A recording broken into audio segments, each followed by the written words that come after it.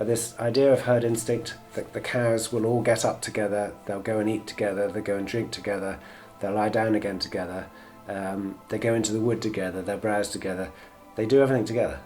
And part of our animal philosophy and animal management is to have this a fundamental core, and that's part of the forest farm approach, is to enable that.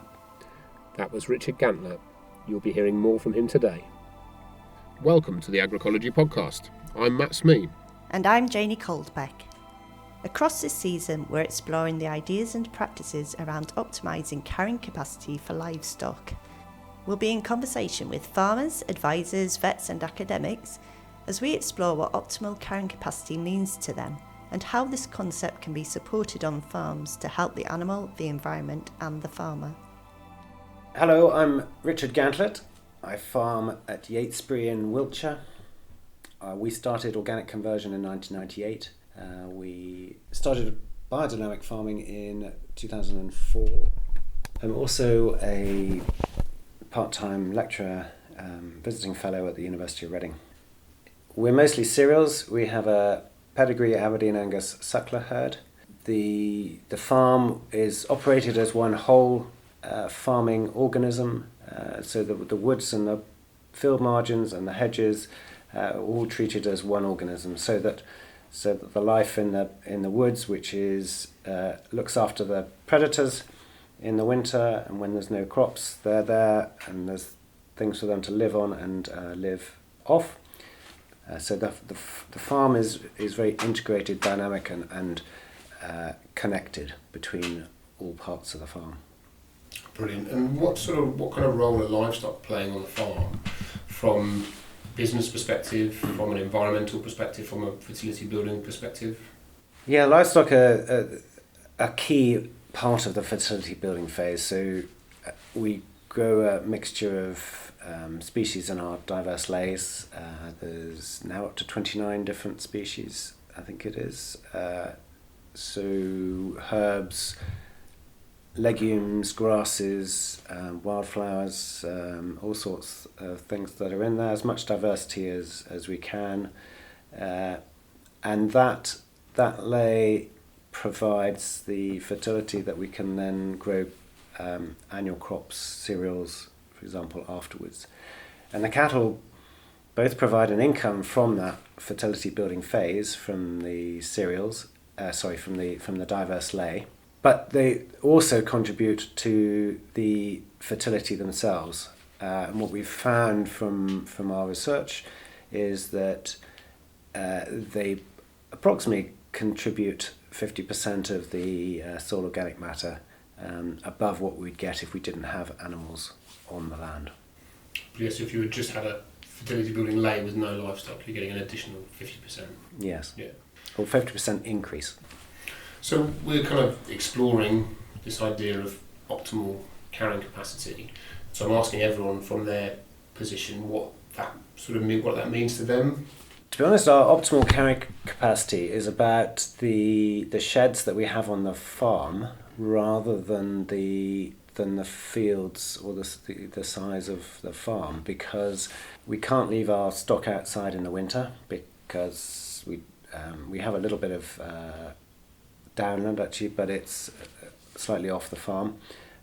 So if we left our cows out in the winter, they would just undo a lot of that health creation that they've achieved during the summer months on the soil, and so it's really beneficial to bring them inside. They run inside in the autumn to get out of the rain, and of course they run back out in the spring when they're let back out. So they appreciate being inside, and we're able to offer them the sort of what I call the outdoors indoors, because the sheds are really open. We make sure there's plenty of air and space, and so it's very well ventilated, lots of light, and so we can take them off the soil to stop them damaging the soil by over treading it, especially in a winter like we've just had, and then they can be happy and content, and essentially it's still in their whole herd basis in the winter, because the sheds are large enough where all the cows that are going to calve can be in one group,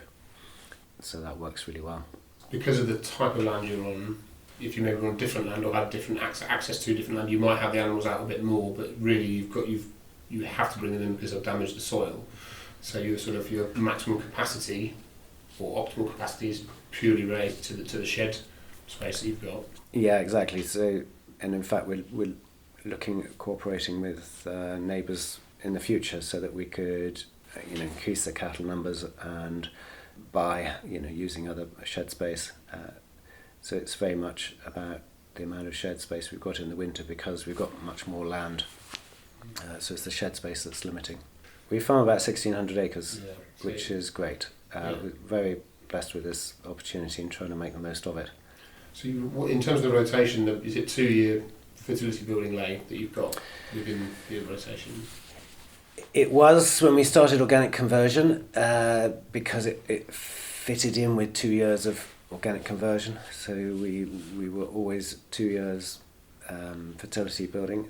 And then actually as a result of the research I did as part of my PhD was looking at different scenarios on the farm, fertility building phases and the crop rotation afterwards and what impact that had.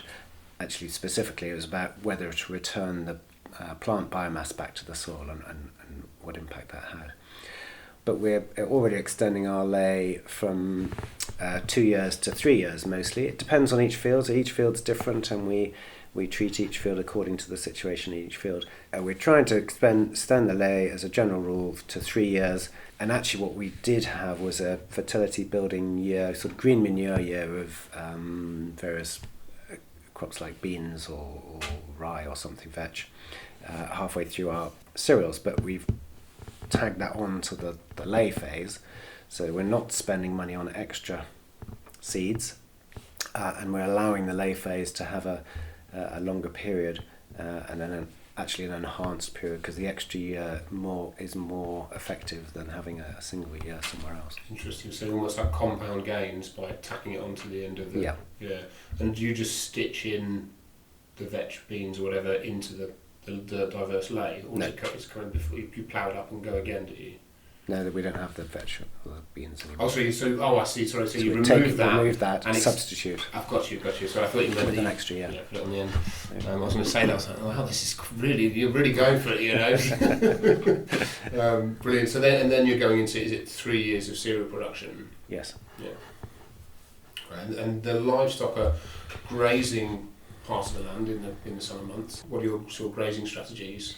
We have what we'd probably call a dynamic rotational grazing, which means that when the pastures are growing quickly in the spring and early summer, we're trying to move the cattle every 5 or 6 days, a week at the longest.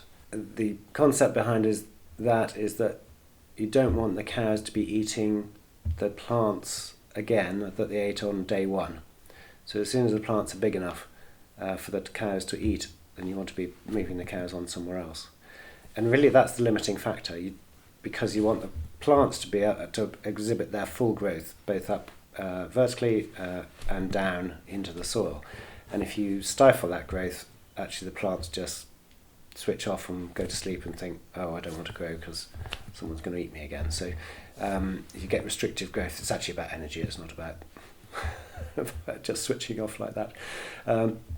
But yeah, it's about energy. If you're not feeding the energy back into the plant, it's actually going to reduce the growth strategy. I think there is an element of plant switching off as well, but we're not going to talk about that now. So that's fundamental principle, and of course if you think about that in the autumn, in September time, that regrowth of the plant will be much slower, and so you can leave the cattle in the fields or any one pasture much longer.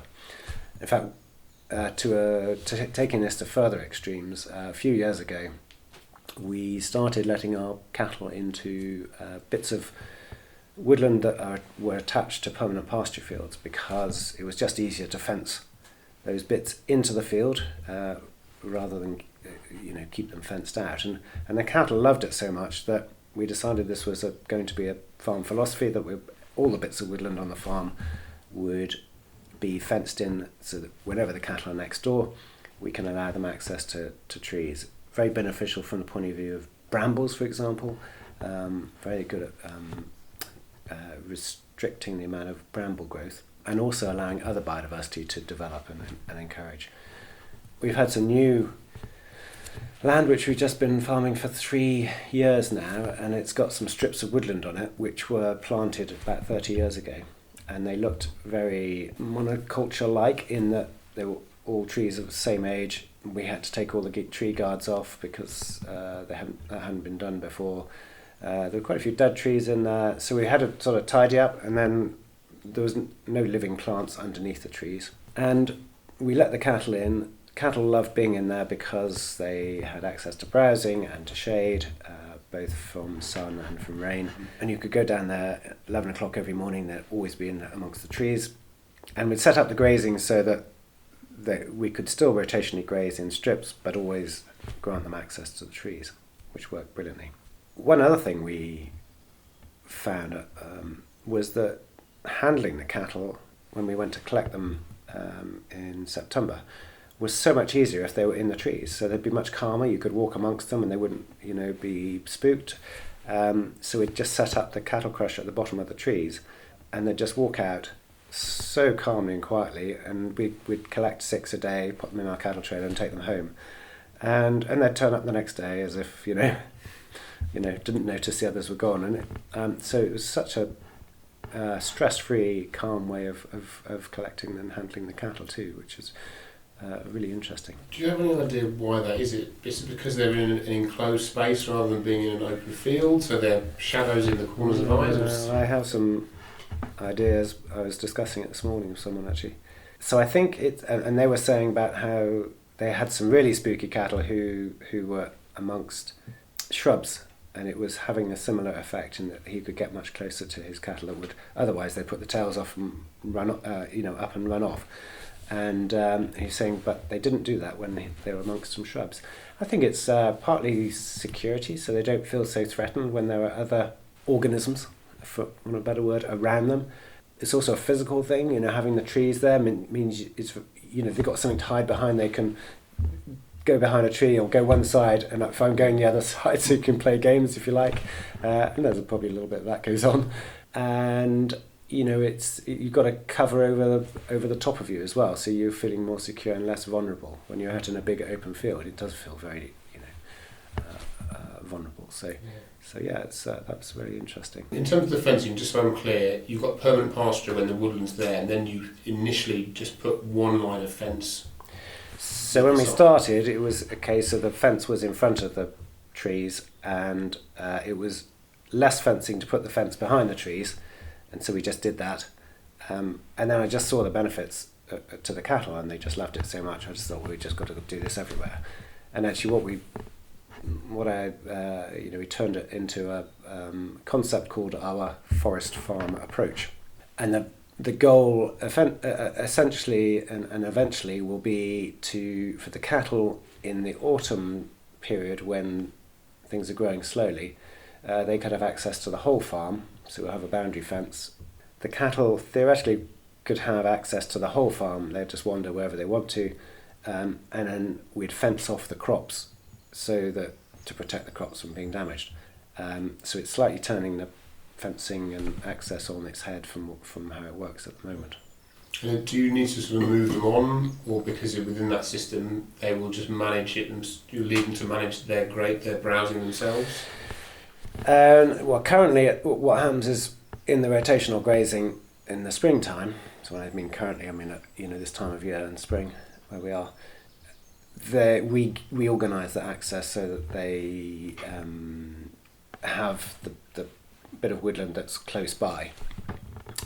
If it's in the autumn time, if it was a dry autumn like it was about 4 years ago when we had cattle outside in the pasture at Christmas time, then theoretically what we want is to be able to allow them to roam where they want to, unchecked. It won't happen quite like that because we've got lots of rights of way on the farm, byways particularly, so the byways are going to create boundaries that they probably won't be able to go across unless we create cattle grids or something like that. Carrying capacity in terms of livestock, very closely linked to winter housing. You're growing 3 years worth of herbal leys. It's way more than you need for the summer months. So are you creating silage, palage? I don't know the terminology when it's a lay. Yes, so we have quite a low stocking density. I think it's about 1 livestock unit per hectare, which obviously is very advantageous in lots of ways. And so we never run out of forage. We can be more selectful on when we choose to make forage as well. I think it helps probably in that respect, which is something I hadn't thought about before, but we're enough push to make forage, we can wait till the right opportunity perhaps. That's helpful. Because we're not, the cattle aren't waiting to go into a field, so we've generally always got plenty of forage. In the first year, once you've established that diverse lay, when's the first time you let them on? Because you've got this space. So we always undersow, so it's always a spring cereal or winter cereal that we'd undersow, then we'd combine in, so we plant in March, April, May time, or even February, we have done in the past, and generally the same day or within a week we'll try and undersow the cereal, hopefully before it comes up. And then as the cereal develops, the lay establishes itself and develops slowly underneath, but because it's shaded, its development's quite slow most years. It's very rare, certainly in our situation, when the lay comes out of the top of the crop. But sometimes it'll come there. Normally the ears are below the lay leaves, and so you can generally just go along with the combine harvester and take the heads off the barley or wheat or whatever it is without interfering with the combine harvesting too much. Best done on a sunny day, but it does work very well. When we harvest in September, the lay is normally there. Sometimes it's tiny, in a very dry year like we had in 2022. You could hardly see the diverse lay plants, but sure enough they were there, and as soon as we got a bit of moisture they flourished. Generally what happens is that the lays, they're sort of 6 inches, 10 inches tall underneath the cereal, so you take the combine over the top of it, and we can even let the cattle in the next day. Generally it's a week or two later. Yeah, so you're not worried about going on, actually we've got the chance to leave this, we will do. You just go, no, get them on, get them into the field. And as long as there's plants for them to eat, we can let them in, and so that works really well. So that it's nearly always grazed in the autumn. Mm-hmm. We often take a forage crop the next summer, so first when the first regrowth is, and then it'll be grazed after that. Do you have so much forage that you have excess that you sell, or is it when it all gets used on the farm? Generally not. I don't like exporting forage, really. It feels like we're selling the wrong crops on the farm. We do occasionally, perhaps from a cash flow point of view. I'd rather keep it in the barn for another year in case we've got a year when we can't make so much hay. When you've got those really dry years and you've sort of overseeded and maybe it hasn't taken that well, would you consider not putting the cattle on in the autumn and overseeding to get sort of a thicker coverage and patch any gaps up? We've never had to. It's lucky you. I mean, to be honest, it's the beauty of the diverse lay approach is that you've got so much diversity, clearly, of species that there's always one that, or 2 or 3 or 4 or 10 or 15 that are ideally suited to whatever conditions are there. So you have this sort of built-in insurance policy, risk aversion, if you like, that the simplicity of the diverse lay is that you have all the best possible scenarios.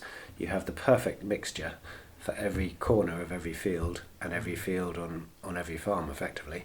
But you haven't had to choose it. Nature chooses that for you. I think diversity is the absolute key. Biodiversity, of course. But also it's even more than biodiversity, it's biocommunity, really, in that biome coming from life, and that's what we found in the research, is that it's these collection of plants that interact to create a much more than any individuals can. So when you've got a mixture, you've got different plants rooting at different depths, and which is reducing the competition amongst the plants, but actually they interact together. So not only have you got this effect I've already spoken about, where you've got the best plant for any situation.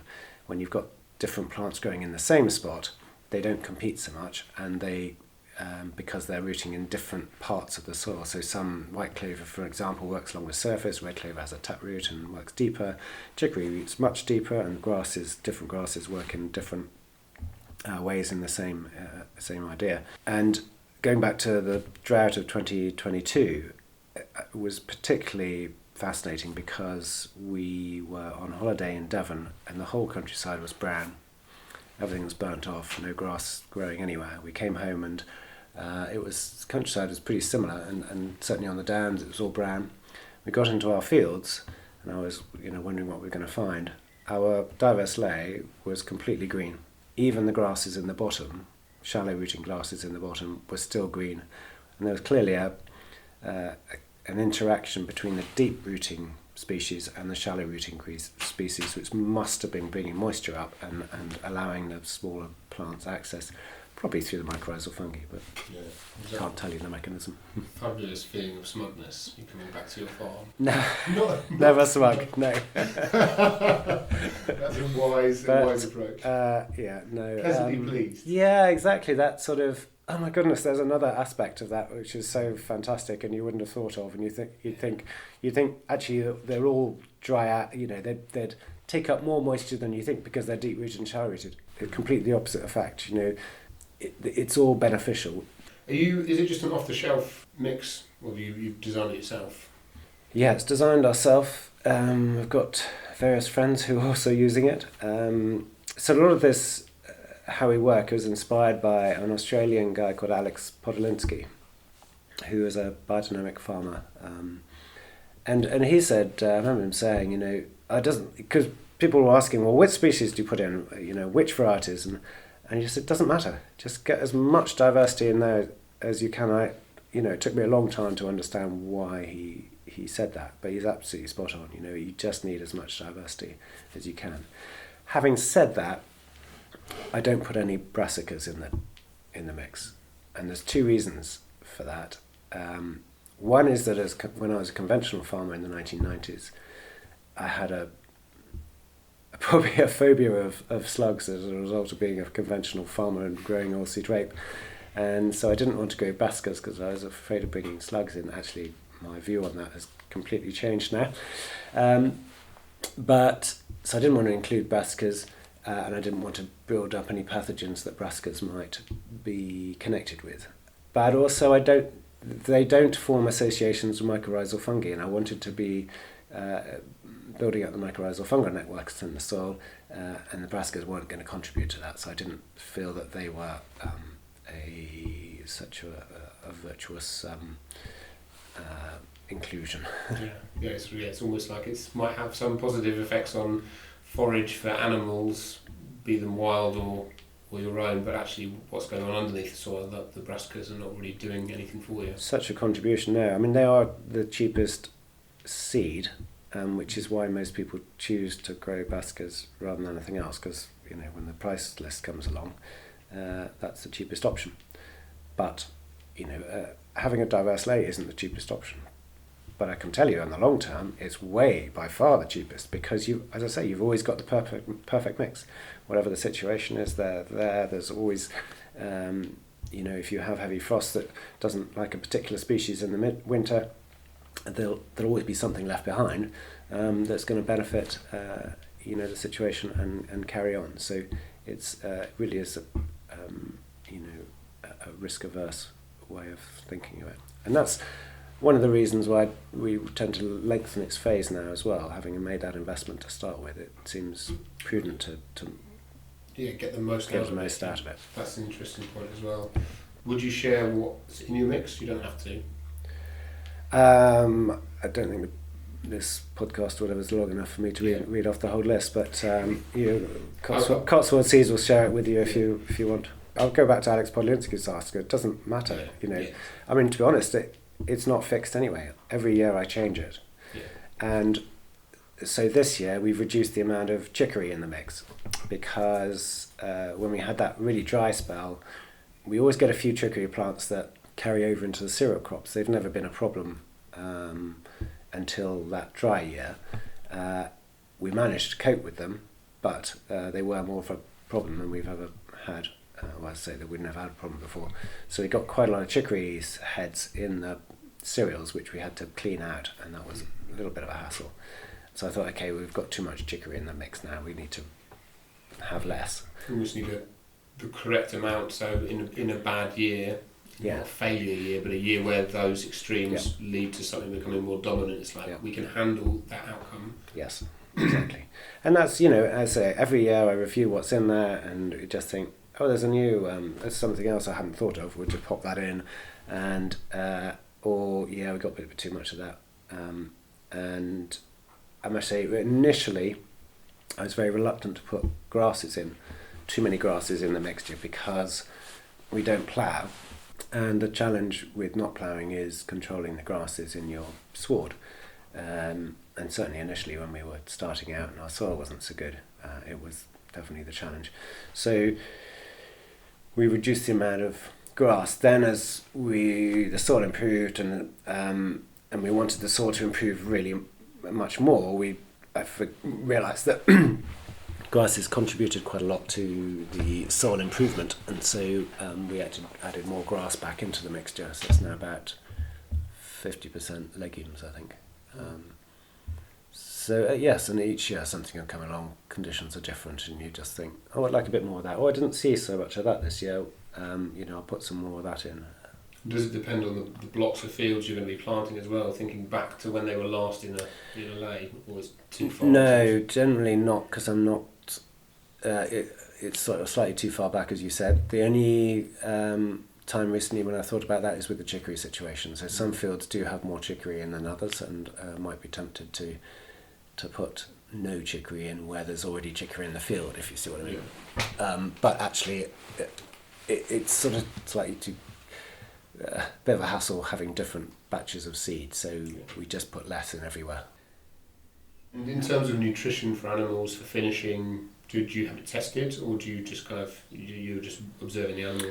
I'm afraid I don't. No, we do everything by observation. So the best test for nutrition of the forage is how the animals react, and there's a wonderful method for doing this called obsolim, which is a concatenation, I think is the right word, of two French words, observation and alimentation. So it's a way of looking at the cows from the outside by how their hair's sitting on them, whether they have swirls in the coat, whether they've got mucus discharge from their noses, or they've got crusts around their eyes, the colour of their urine. It's a pack of cards effectively, and different cards are grouped into different areas like urine or feces or hair, or so it's easier to manage, but essentially you're looking at the animal as a whole, and going through that process is the best way to know whether your forage is working and whether you need to often it's too rich and we need to be adding more fibre to their food mix, either in the way of straw or hay that we've got, which is interesting. So we've definitely got enough protein in the crop. We don't feed any cereals to our animals. I mean, essentially, going back to, I think I might have said it earlier, so our farm is a closed farm as well. We try not to bring anything on other than small seeds, which we can't grow ourselves, and of course diesel for our tractors, and a few minerals extra for the cattle.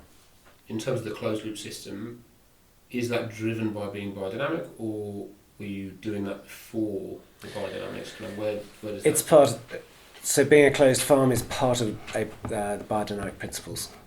So it definitely came from out of being biodynamic, and it made sense at the time when I understood that this was part of the biodynamic principles, in that from a scientific point of view it makes sense in that you're not bringing organisms on the farm that might infect your cattle, for example, so it's a biosecurity system to start with. But also from a sustainability point of view, if we're always bringing stuff on the farm to make our farm work, that's not really sustainable long term. So we want to be trying to develop food and keep nature vibrant and functioning from the resources that we have within the farm.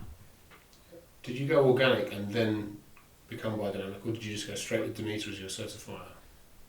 We started organic conversion in 1998, and I only knew about organic farming then. I'd been to lots of organic farms in the UK, got enthused and motivated and inspired by them initially.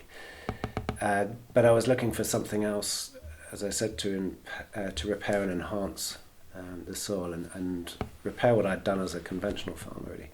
And so that's when I came across a book called Secrets of the Soil, which had a chapter about Alex Podolinsky and biodynamics. So then got inspired, and I thought, oh yeah, that's what I want to do. In fact, I saw vineyards in France that Alex showed me, and oh gosh, I want to have plants like that on our farm. So they were just vibrant, healthy, growing in a way that you don't see anywhere else. So. When I was a horticulturalist, I was organic certified, but wanted desperately to be involved in biodynamics. So I looked at, I bought the Maria Thun calendar. And it's very difficult to do sort of salad crops and tomato crops when you're sort of high intensity horticulture on a small scale using that calendar. So I'm like, no, I've got to do the work on this plant right now. I haven't got to, Sure. It didn't quite work out. And I looked at the preparations, and I sort of understood the reasoning behind a lot of it, but I just never ended up going down that route. Really, biodynamics is more about the preparations than the calendar.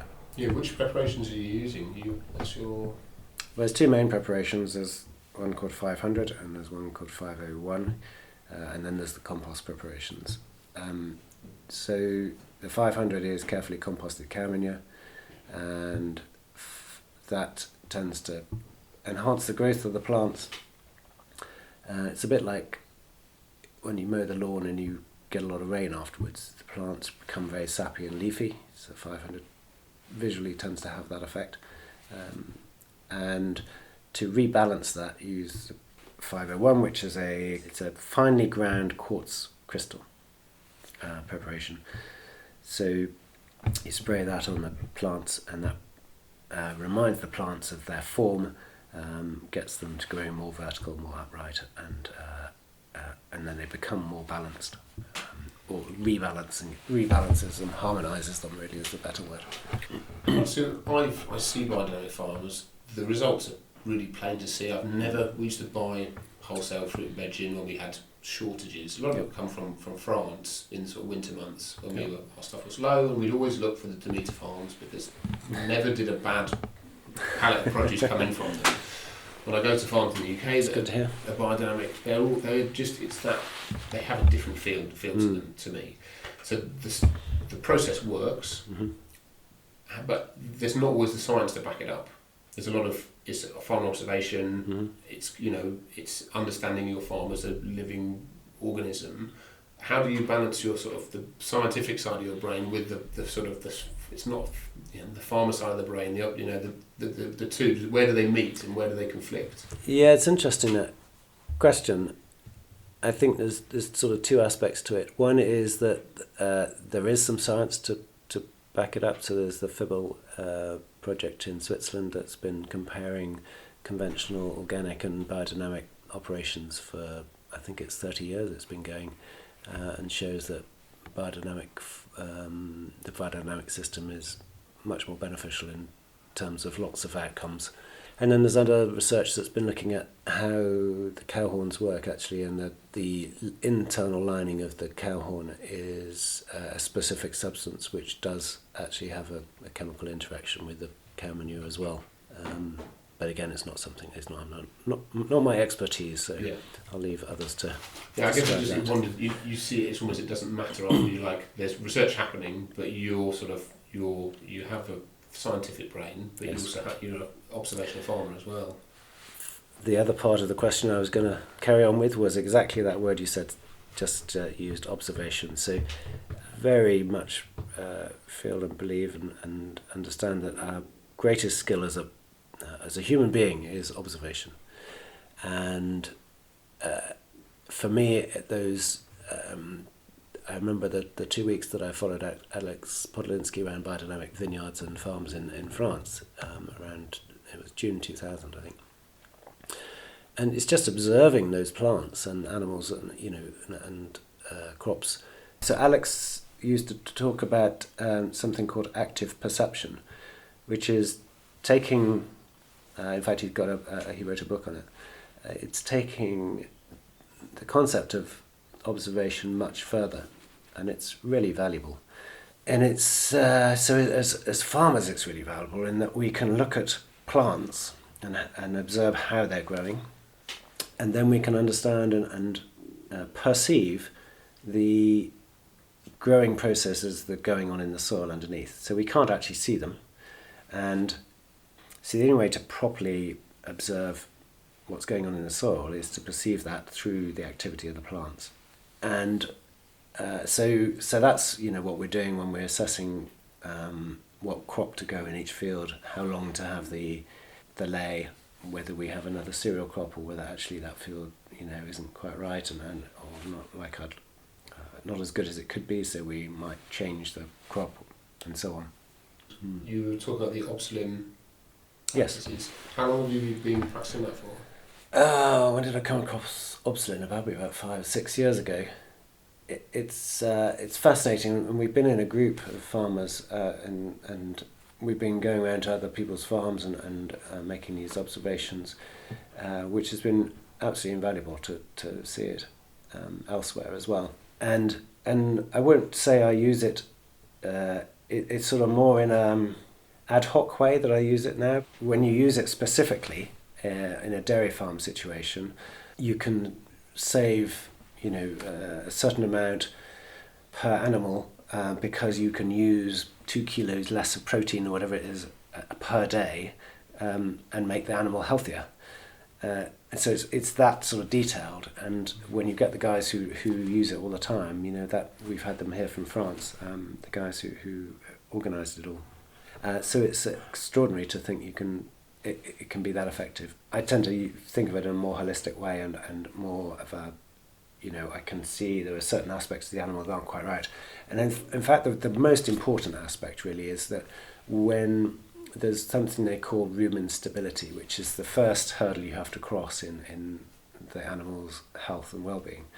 And the first part of rumen stability is about the animals being able to act within their herd instinct. And that's a very important philosophy. It's something I sort of had before, but I didn't know how to articulate it. I wanted our herd to be as one herd, but this idea of herd instinct, that the cows will all get up together, they'll go and eat together, they'll go and drink together, they'll lie down again together, they go into the wood together, they'll browse together, they do everything together. And so part of our animal philosophy and animal management is to have this a fundamental core, and that's part of the forest farm approach, is to enable that.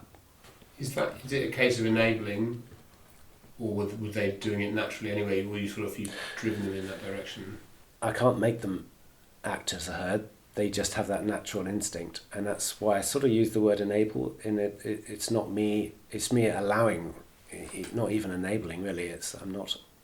I'm just giving them the freedom to operate in that space, so that they are in their best condition, their best sense of what's right and wrong, and therefore they're going to be happiest and therefore be in best health as a result of that. Talking about observation again, there's a interesting picture someone else, when I was talking about observation to another farmer, he said, "Oh yeah, I heard someone talking about a 5-bar gate which had a bend in the middle." And so I now use this when I'm talking to students. So I say, is this a good farmer or a bad farmer? So, the idea that someone's left his gate with a bend in it. And so they've obviously damaged the fence and damaged the gate, and haven't repaired it. And of course, the other way of looking at it is they've lent on the fence or the gate so much that the gate's bent. But that's the best farmer, because actually the most important thing to do is to stand there and observe your cows from a distance. In that vein, we now have which many people do, a camera in our cattle shed for calving. And I was slightly against it before we had one, thinking, I won't be looking at the cows so much, I won't go and see them. And actually it's lovely because it's different. you can actually see the cows in the dark, so it's a night vision camera, and you can zoom in, so its resolution is amazing actually. And it's lovely to be able to see them without me interfering. So because as soon as I come in the shed, they tend to look up and see who I am, and sometimes they'll come over and say hello, or it'll disturb them, so they'll go and eat, but it affects how they are. Whereas with a camera, they're just there on their own, they're not disturbed, and it's much easier to see whether one's acting slightly differently and about to calve than it is when I go in there and walk around, actually. So that's interesting. Yeah, that's to go from sort of one to like, I won't be around my cows, to actually no, this is helping them. Yeah. But some of those lovely times I've had with the cows actually is just going in there and spending some time. It's normally around Christmas time. That's the time when the cows are probably most quiet. They're not due to calve for another month, but the calves are well developed inside them, and you get this sort of hush that descends on the shed often, and you get this lovely.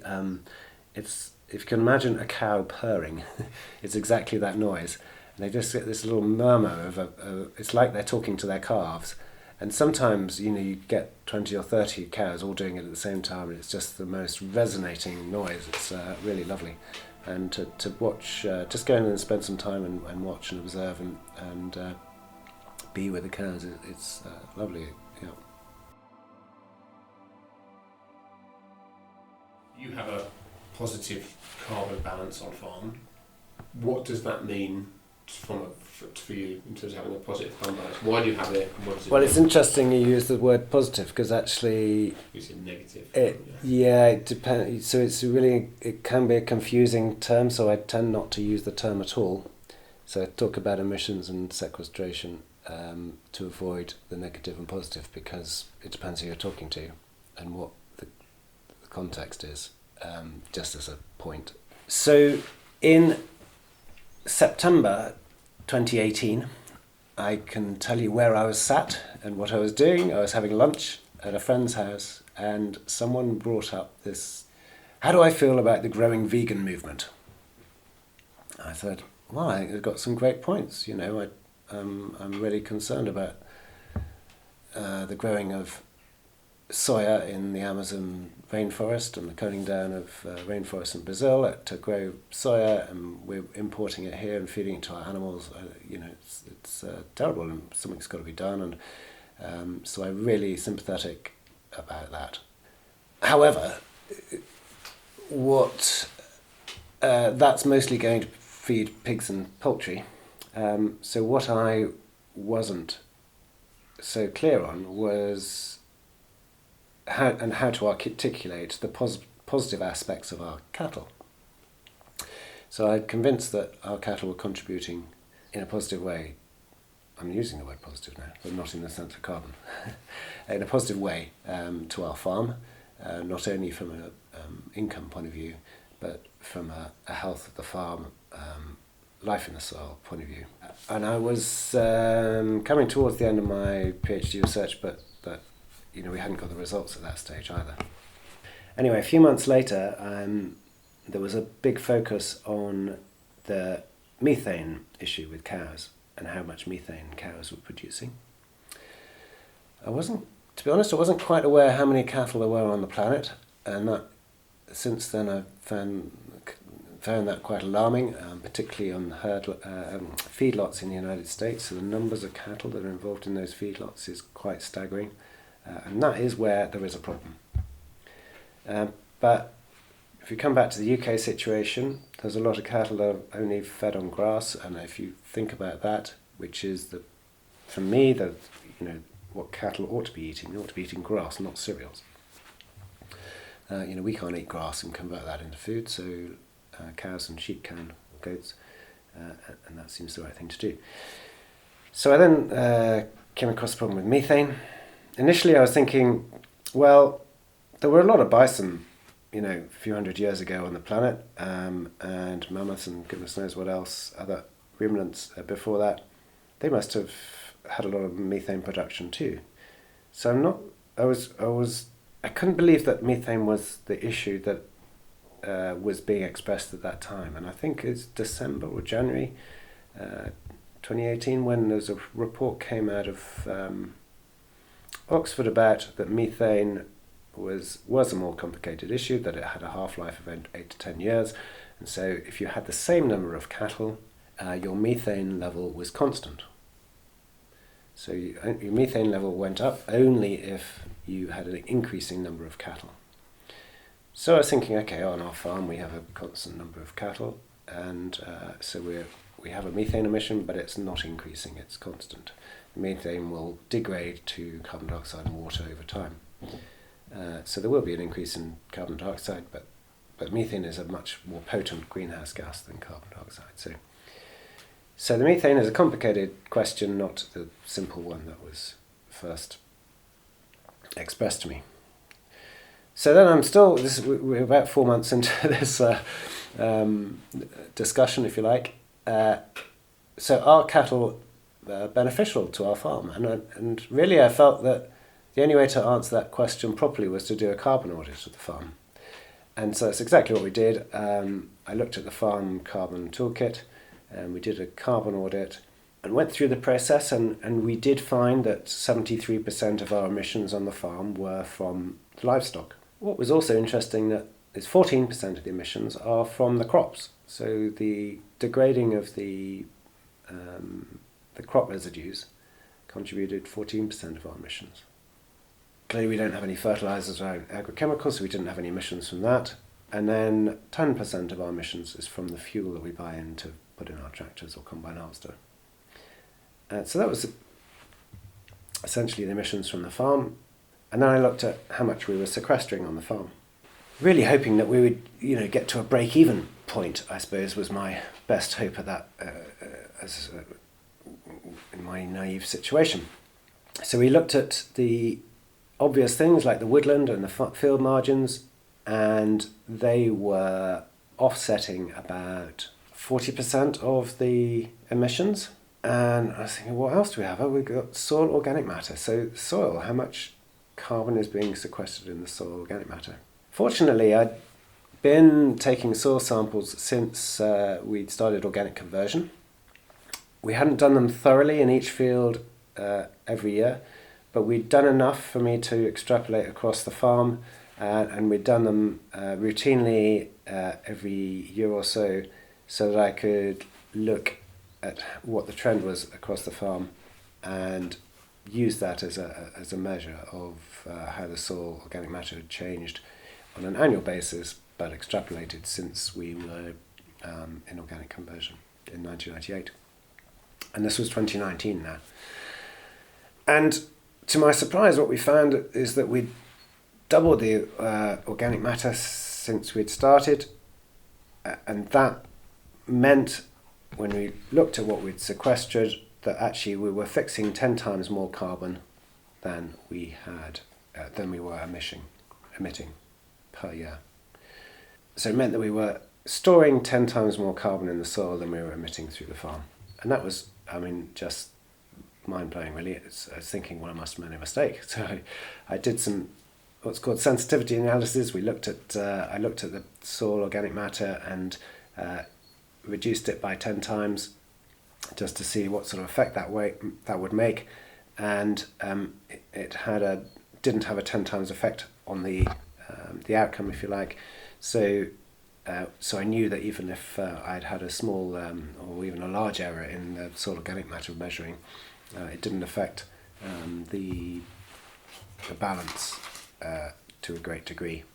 So we knew definitely that we were better than net zero, and probably really sequestering 10 times more carbon than we were emitting.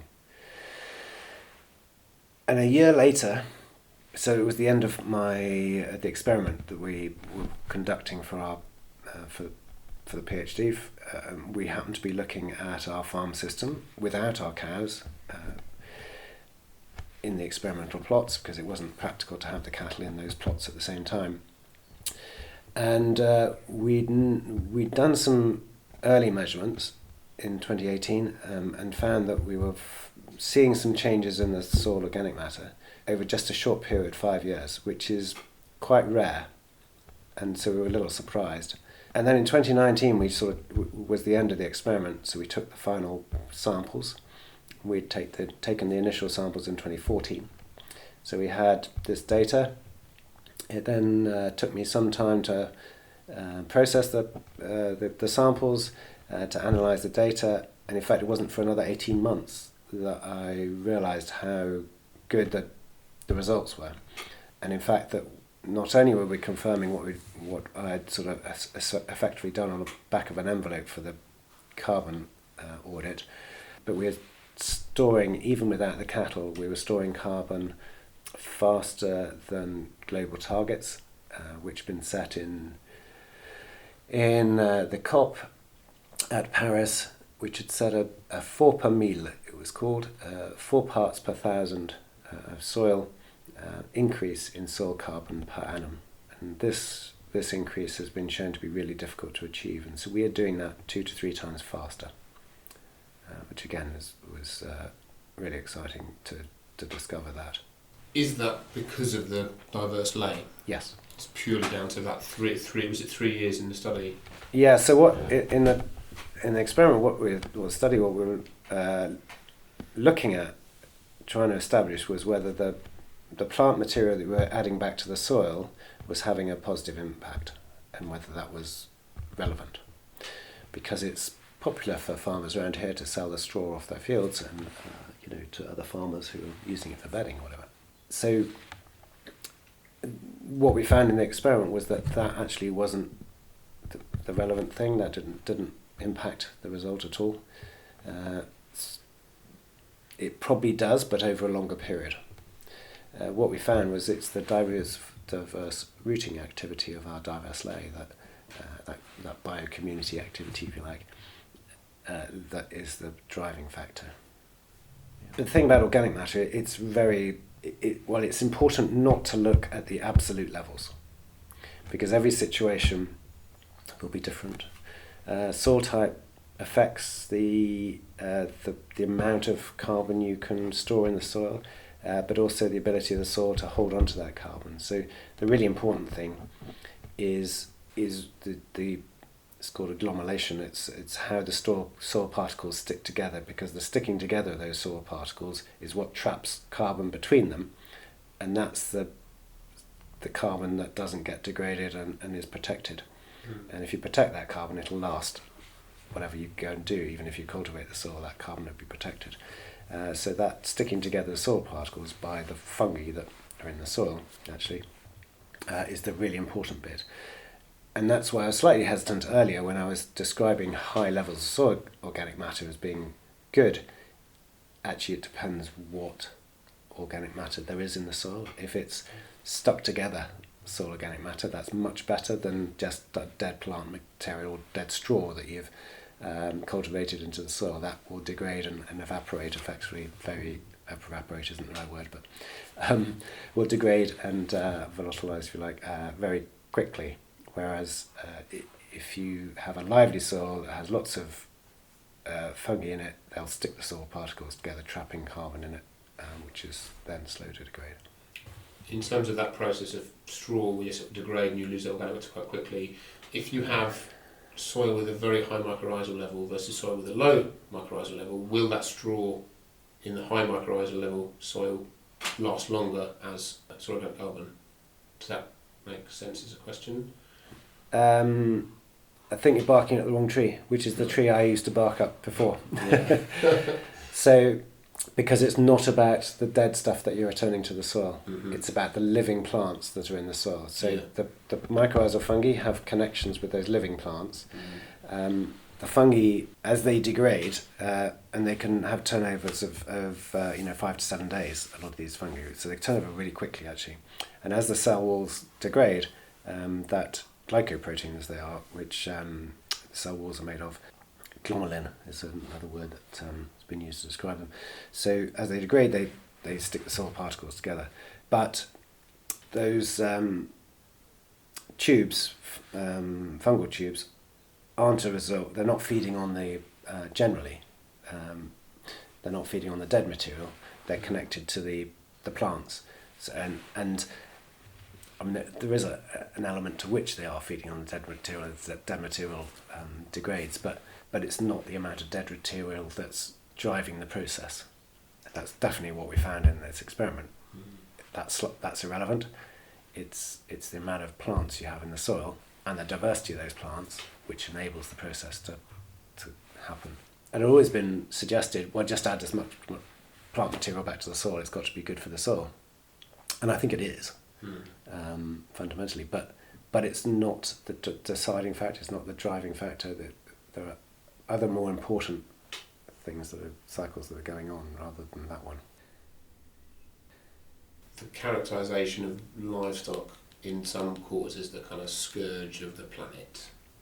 It's a big topic and it's a massive thing, and we can't talk about feedlot production and your production in the same sentence, but they get tarnished with the same brush. How does it make you feel? Well, it was all tied up in that, the vegan movement, for want of a better framing. And I completely understand why many people feel disempowered in this topic of climate change, and why they feel they want to do something in that context. And you could be easily led and forgiven into thinking that a vegan diet is going to make the sort of impact that you want to make with regard to having less emissions of carbon from what you're eating. It's not a particular food type that leads to emissions of carbon, more or less emissions of carbon. It's how the food's been produced. It's a really good characterisation as we come to a close, because everyone's looking for a silver bullet and no silver bullet exists, and this conversation is this winding narrative of different perspectives, and that's why I can't say thank you enough for taking the time to sit and chat. I could have sat here for a lot longer, but I'm really conscious of how much time I've eaten. It's a real pleasure for me and a privilege to be able to sit over the table for me for 2 hours and chat. Perfect note to end on.